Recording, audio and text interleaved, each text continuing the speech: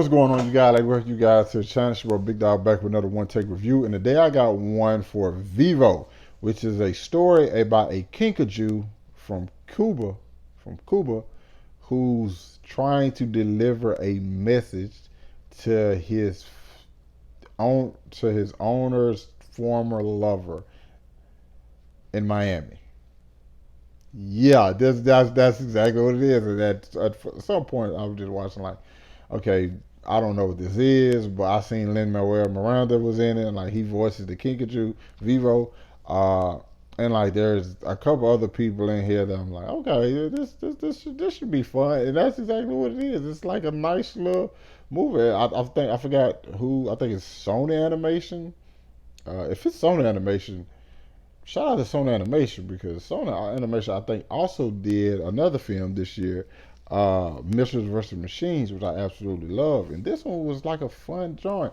You had the Vivo initially, well not initially, eventually meets a young girl who's like kind of like an outcast, but at the same time she like walks to the beat of her own drum, which is an actual song in here, and like the music is cool too. That's one of the other things. Kind of like has like musical aspects.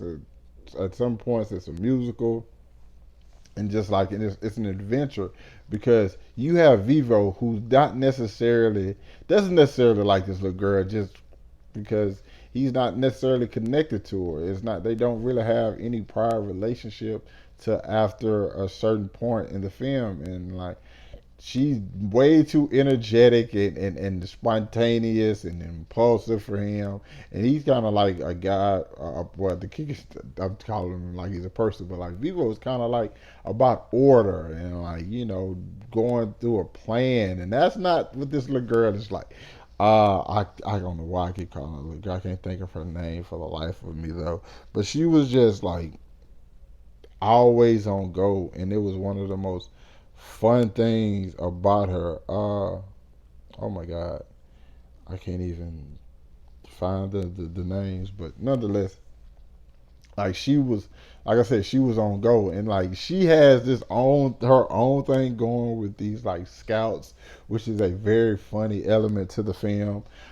Vivo is just simply like music lover who's trying to get this letter to this person, and it kind of it catches you off guard when you're first introduced into the story. It's like it's something like you can see coming, but if you're not like fully into it, it's gonna kind of like catch you off guard, and that's definitely what happened with me.